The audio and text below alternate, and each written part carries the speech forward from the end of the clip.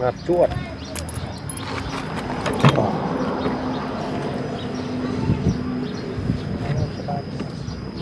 เฮ้ยนี่เนาะมันเปิดไปได้แต่เก่ามึงเด้อเอาเอาโอ้พอดีพ่อแล้วข้างในนี่ข้างในได้อยู่เบิ่งหาไม้มาคนมึงอยู่เนาะมึงแล้วไม้แต่ว่าก็สิได้คือกันไม้คนดิจับตัวทึ่งมันตัวนี้สิเอาเป็นสีภายนอกอาจารย์คิดว่าสีน้ำเงินเข้มโอ้สีผ้าน้ำเงินเนาะโอ้ก็คักอยู่ได้นี่เนาะสีนี่ก็งามอยู่ได้นี่โอเคอยู่บ่น้องสีนี่ชมกันพูดละ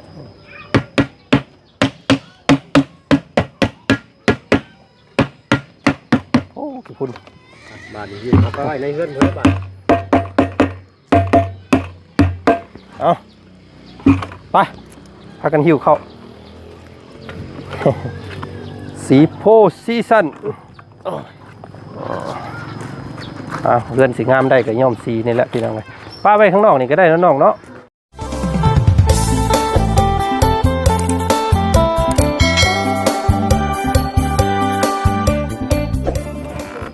มาพี่น้องเลยตัวแกไปแกมาล้นเติบเนาะ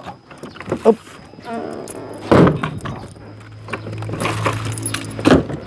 นี่ก็น้องไม้น้องน้ำเพิ่นเอาให้อันนี้ก็เข้าปันกันกินเด้อเพิ่นว่า3คน3เคยเขาให้แล้วก็เพิ่นเอาให้อีกกระสอบนึงอีกนี่ซ้ำสิปลูกพี่น้องเอ้ยรอบนี้เนาะอุ๊บซ้ำสิปลูกซ้ำสิกิน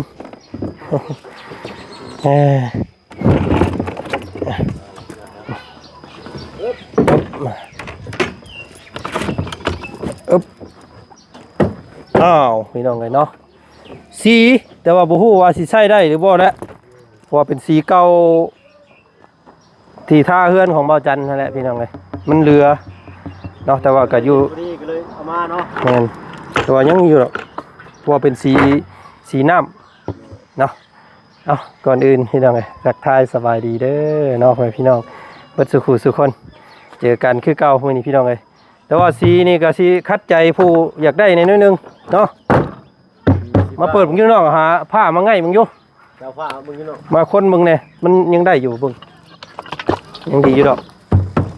ตัวนี้ยังลายตัวนี้พี่น้องเลยสีครีมโอ้ยสั้นกับสีครีมกับไม่ได้ชื่อเลยเนาะสีครีมทาภายในนะบ่จันทาภายในเฮือนของบ่จันนั่นแหละลมอยู่นอกสี2,000เกือบ3,000บ่ได้ถังหนึ่งสีเอ้ยยกมึงเลยฮะโอ้มีทางแกะนี่นะแข่งสีอย่างเพิ่นเดินสีโพซีซั่นโพซีซั่นนี่รุ่นแบบว่าเสร็จได้เนาะเฮ้ยเพิ่น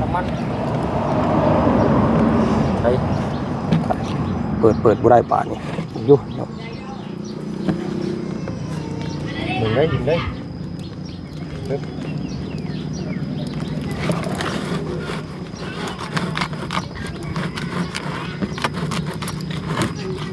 สีครีมงามสีครีมครีมอ่อน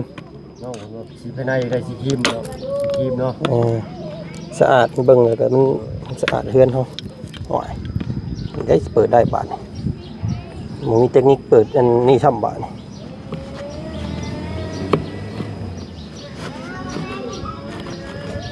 แล้วชาติเปิดบ่ได้อุ๊บ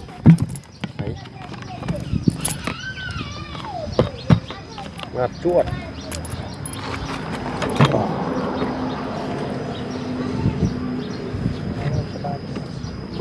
เฮ้ยนี่เนาะมันเปิดไปได้แต่เก่ามึงเด้อเอาเอาโอ้พอดีพ่อแล้วข้างในนี่ข้างในได้อยู่เนาะเบิ่งหาไม้มาคนมึงอยู่เนาะมึงแล้วไม้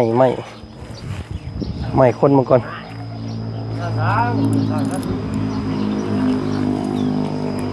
นาะ แพงเลยทั้ง2,000กับ3,000 แม่น ทางน้อยๆเลยเนาะ นี่เด้อ 2,800แล้วก็จุดไป 2,000ปลายเอาหางมังไฟ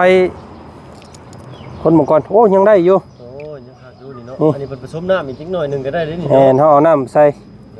มันผืดๆไปสินี่เฮาเอาน้ำใส่ อันนี้คือสีสดๆเลยยังบ่ได้ผสมเป็นบ่ ยัง โอ้ทางนี่ก็นี่ว่ายังละลายอยู่หน่อยเนาะใส่ไปประมาณ 15% แม่นใส่น้อยเดียว โดย สีออกครีม โดยถ้าในห้องน่ะสิ ๆภายในตัวนี้ เฮาก็เหลือแต่สีรองพื้นเนาะ ลองขึ้นตัวนี้นี่ตัวใหญ่ รองพื้นโอ้รองพื้นก็มีนี่พวกชุดแล้วนี่เนาะ อัดใบรถนะครับนี่ลองแก้มันก่อนตัวมันเสียแล้วไปจักพี่น้องเฮ้ยปึ๊บ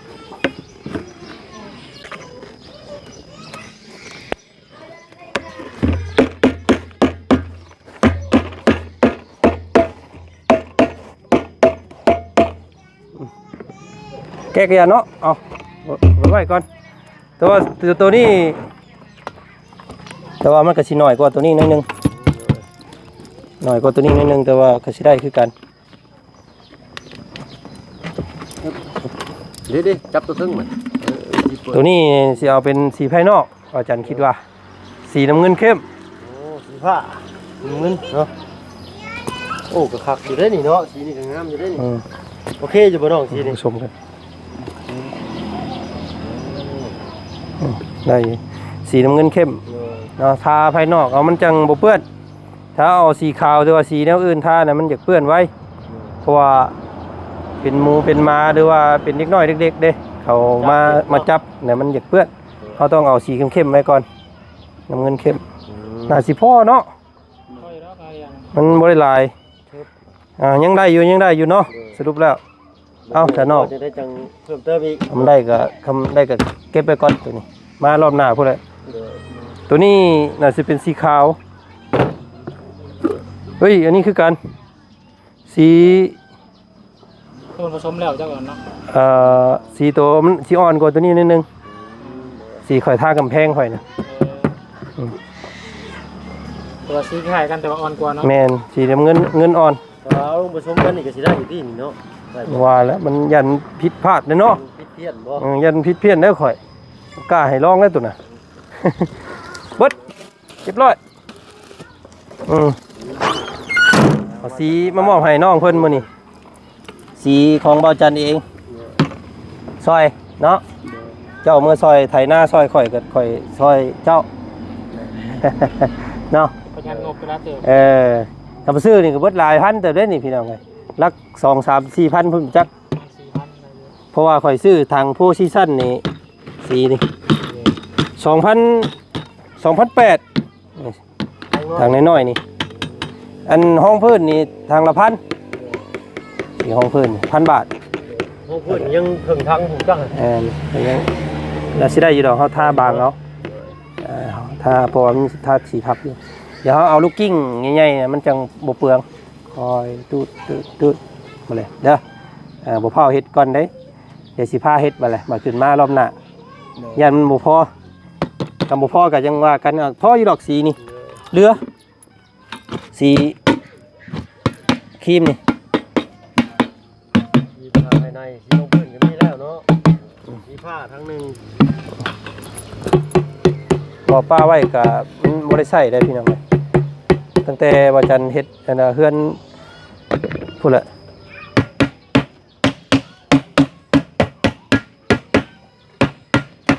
โอ้พุ่น บาทนี้ยืนเอาไปไว้ในเฮือนเพิ่นบาท เอาไปพากันหิวเข้า สีโพซีซั่นเพื่อนสีงามได้กับย่อมสีนี่แหละพี่น้องเลยป้าไว้ข้างนอกนี่ก็ได้แล้วน้องเนาะมันบ่มีใครเอาแล้วว่านี่แหละป้าไว้นี่วางคนเอาเด้อ ยังบ่แรงกันอยู่ได้ก็ได้เนาะ บ่มีใครเอาดอกอยู่นี่ก็ได้ เนาะบอกว่าเพิ่นสิเอาคนก็ได้โพดโพดอกเอากันเนาะ ปูนกันยังอันหนึงพี่น้องเอ้ยเดี๋ยวผู้แลจัง บัดแท้ว่ามารอบหน้าสิพาน้องเป็นเทอันนั้น เทหมงอาบน้ำเรา เลยแล้วก็เฮ็ดเช้าขึ้นจัก4เช้าแล้วก็ตีช่างกะสีใส่น้องเพิ่นยังไปอาบน้ำอยู่ห้วยอยู่ อืม เนาะบางทีน้องเพิ่นมามีเมื่อยแล้วแสดงเอาหั่นน่ะนะ อืม เก็บบ่ได้น่ะได้เนาะท่านก็สิลาป้าลาลุงก่อนเนาะ เรากะรอบนี้เบิดเวลาเนาะเบิดเวลาก่อนรอบนี้พี่น้องไอ้เนาะพอสิควรขึ้นกลับบ้านก่อนมีแต่ขึ้นมารอบหน้าให้เจ้าทำความสะอาดอันนี้แหละพากันเสร็จอันนั้นออกใหม่แหละจังพากันย้อมสีเนาะน้องเนาะใช้เจ้าอันปิดนี่เด้ยังบ่มีกุญแจคล้องงับไว้ซื่อๆบ่อ๋อยังบ่ได้มีกุญแจใส่ให้น้องเพิ่นพี่น้องเลยบ่เป็นหยังดอกเพราะว่ายังบ่ทันได้มีหยังเนาะเลยเพื่อนก็ยังบ่ทันได้มีหยังก็เลยเอาอีหยังงับไว้นี่ก็ได้แหละว่าซั่นซะ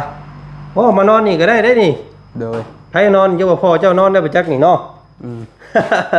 เอานอนเองพอเขานอนนอกมันเมื่อย เปิดเอาลมก่อน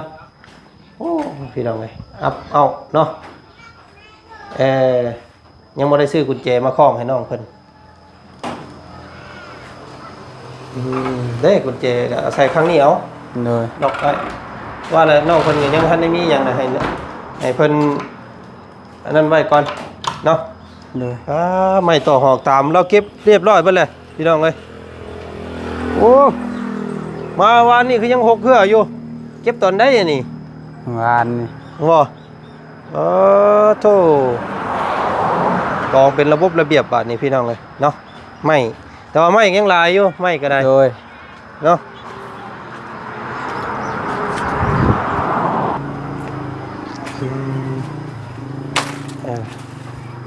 โอ้ถ้าว่าเห็นห้องน้ำให้เรานี่มันก็จะได้ทำลายบ่ได้นี่เนาะอันว่าแกแล้วบอกกูนี่บอกฮะทำลายกูนี่พอก่อนยังอ่อนอยู่ยังอ่อนอยู่มันรอบหน้าก่อนพ่อเอาเราสิเอากล้วยให้อีกเลยพี่น้องบ่เอาพ่อเอาก็ยากินให้มันทุยเนาะยังบ่ทันแก่น้องไอ้ยังอยู่ให้มันใหญ่กว่านี้ก่อนหน่อยนึงงามแท้ดอกกล้วยเนาะโอ้ยเจ้าไปจูดขี้เหงื่อบ่แล้วจูดขี้เหงื่อมันตายเบิดตัวนี้พี่น้องเลยเนาะใบเหี่ยนเบิดบ่ได้ตายมันไฟไหม้หมัดเบิดเลยกล้วยเราเอามารอบหน้าจังสิพาเทพื้นมุงอันอาบน้ำเจ้าเด้อจังนั้นมุงซักเสือเราอยู่นี่พี่น้องเลยเอาเนาะก็โอเคน้องเอ้ยมื้อนี้ก็สิได้พากันเมื่อป้าก่อนเด้อบัดนี้เด้อโดยค่อยไปค่อยเมื่อเด้อสิพากันเมื่อก่อนเมื่อวันเกิดก่อนโดยนี่ยังให้วันเกิดของขวัญวันเกิดอ้ายจักสิให้ยังฮะจักสิให้ยังให้อากินมังมีฮะโอ้ยมังมีให้เนาะกับบริเมื่อน้ำรอบนี่พี่น้องไงน้องเพิ่นคาหลายเบียกเนาะยังสิไปเสียหญ้ามันอีกแล้วก็สิไปเบิ่งสวนกล้วยสวนอ้อยเราอีกนะกะนี่แหละเบิ่งเฮือนเบิ่งซ่านถ่าเด้อน้องเด้อมารอบหน้าสิพามั่งหลังคาเนาะสิได้พากันเปลี่ยนหลังคาใหม่ก่อนรอบหน้านี่พี่น้องไงไปยังมาเบิ่งทางนี้ก่อนพี่น้องสายน้ำนี่อันตัวมันสายใหญ่พี่น้องเนาะมันต้องสายน้อยกว่านี้นิดนึงอันนี้สายใหญ่โพดมันน้ำมันบ่แห้งนี่หลังคาแบบนี้ได้สายข้างเอาสังสีแบบนี้แอนจะเอาไปสีแล้วให้เจ้าน่ะมันจะได้สีแดงหมดเอาเป็นสีเดียวกันเบิดเลยเนาะเอาสีในอื่นยันมันตั้มกันมันเพ่นกันมันยังเจ้าคือว่าดาตาคือค่อยเดี๋ยวไปสีน้อยใจอีกเนาะโดยไม่ตอกหอกตามน้ำมันนี่ก็อันเก็บไว้นี่แหละน้องโดยเพื่อได้เฮ็ดเบียกบัดเลยเนาะเก็บเอาไว้นี่เก็บไว้เจือโอ้พอจูดเด้อโดยตัวที่ว่ามันยังดีอยู่เป็นเสาเป็นยังนี่ก็ถึงเพื่อสิได้ เฮ็ดมุงจูพื้นจูไผเจ้าบัดนี้เนาะ โดย เพราะว่าตัวนี้มันบ่ได้ใช้แล้วไฟตัวอันห้องครัวนี่บ่แม่นแล้วพี่น้องเอ้ยเป็นห้องนอนแล้วตัวนี้เนาะ โดย เฮ็ดนี้เฮ็ดออกมานี้บัดนี้เอาว่านั่นก็เฮ้ยเดี๋ยวเผาพันธุ์มันนี่นี่ พันมันแน่ งามนี่ฮะหายากได้นี่พี่น้องเอ้ยส่วนใหญ่ก็ได้กินหมากย้อนได้นี่เนาะนี่กำลังเป็นหมากโอ้ กำลังเริ่มเป็นมากแล้วน้อยๆมา เอาเนาะมาเราอันนี้ก็บ่มีหยังฝากพี่น้องเอ้ยเอาสีเฮือนมาฝากแล้วน้องเด้อ โดย มี แต่ แต่ เป็นย่างขอบใจหลาย พูดแหละขึ้นมาสีพาเฮ็ดอะไรพี่น้องเนาะบ่เผาเฮ็ดกระยาเจ้ายันสีมันสิติดไปทุกทีแล้วมันสิเป็นสีท่าเฮือนบ่แม่นเฮือนท่าสีเนาะ ๆโดย ใช้ตู้พ่อไปใช้แหละสิลำลาเราไปเมื่อป้าก่อนบัดนี้พี่น้องเลยเนาะ จากเราไปเลย ไปดินแล้วทางไหนเนาะ โดย ก่อน ฮ้อน เอารุ่นกันพี่น้องเลยเนาะไม่ผาสลงสลายังงบยังบ่ทันได้ปงได้พอ โด เนาะ ย ก็คาดว่าสิใส่ผาสลาให้เรานี่ก็สิอยู่ประมาณหลายเติบเลยพี่น้องเนาะเพื่อนหลังบ้านใหญ่ มีพัดลม สิประมาณ นบ่ได้ 80แผ่นเนาะ นอนอยู่นี่ ประมาณ เด 80แผ่น ก่อ น่าสิได้คำว่าบ่สิบกว่าคาดว่าสิใช้ประตูให้เรานี่ก็ สบาย 1 2 3ต้องเยี่ยม3บง เสียบอยู่นี่สักแบกสักนี่ แล้วก็ประตูใหญ่บงหนึงให้เรานะพี่น้องเนาะสิประมาณนั้นสำนี้ก็ถือว่าโอเคแล้วเฮือนซ่านของเราก็ได้เนาะอยู่ได้แล้วแบบนี้พี่น้องเอ้ย